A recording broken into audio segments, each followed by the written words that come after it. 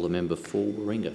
Thank you, Mr Deputy Speaker. I rise today to speak on the motion by the member for Werriwa concerning the skills shortage in the Australian workforce and the means to address them, and sadly the lingering and increased gender pay gap that really has not been the focus of government for too long. The Jobs and Skills Summit highlighted the importance of unlocking all the skills already in the country and developing more comprehensive workforce planning to address both the immediate labour market issues of skills shortages in some areas, but also the long-term plan. And I must say, in the time where I attended the Jobs and Skills Summit, I was surprised at how little talk there was, in fact, about education, that there was a lot on other issues, but not really, I would say, sufficient when it came to education. There was a lot of talk in terms of immigration, and in some areas we have high unemployment or underemployment in others, and we have a critical shortage of workers. And this is true in regions, but also in the cities. In my electorate of Warringah, businesses, especially in hospitality and retail, are crying out for workers, unable to open full hours, having to reduce some of their hours of operation because they simply can't put on a full contingent of staff. And yet, in another electorate, in the city, Fowler, just on the other side of the city, there is over 10% unemployment. So we have to understand, why is that happening? We need to look at ways to bridge the barriers to relocating for work and the affordability of transport to better connect workers with the jobs available in different communities. Of course, this motion refers to the gender pay gap, and I welcome the movements by the government to increase the affordability of childcare and improve the ability of women to participate in the workforce. I also welcome the commitment to increase access to paid parental leave, although I would argue that 2026 for full implementation of this measure is simply too late and taking too long.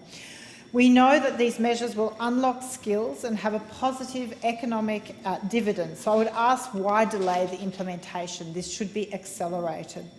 There is further room for improvement, of course, in this space. We know that it is more often than not women who take time out for caring responsibilities. It's not always just about a childcare issue. It is actually caring for elderly parents, as we have an ageing population.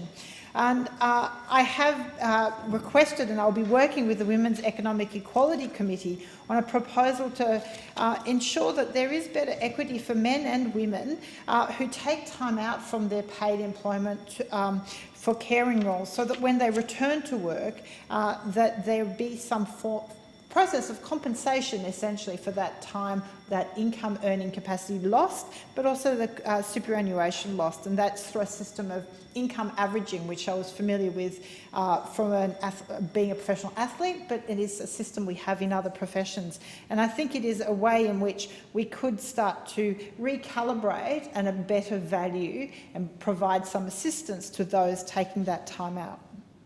Now, when we talk jobs and skills shortages, immigration is a very important lever for improving skills in Australia, and it was very much the focus of the Jobs and Skills Summit.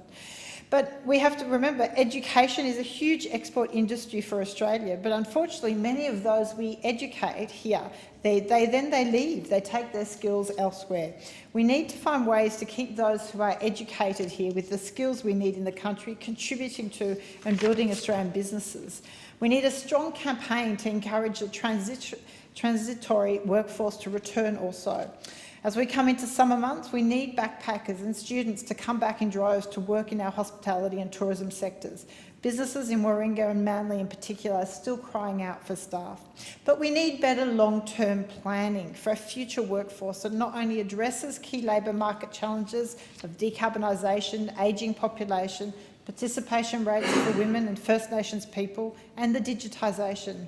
We need to coordinate all of this. We know young people will not have one job for life. We cannot even imagine the jobs of the future. So we need to implement an adaptive and dynamic process to ensure Australia thrives. So developing the skills required in advance of the Jobs and Skills Summit, 2/3 of Australia's top 50 economists said that education and skills was the top issue that needed to be addressed at the summit. The government needs to set the guidelines of what our industries are and provide the necessary incentives for investment to congregate around those skills research and development. I certainly welcomed recently the inclusion of additional professions when it came of fashions and textiles industry into apprenticeship programs, but we can and should do more.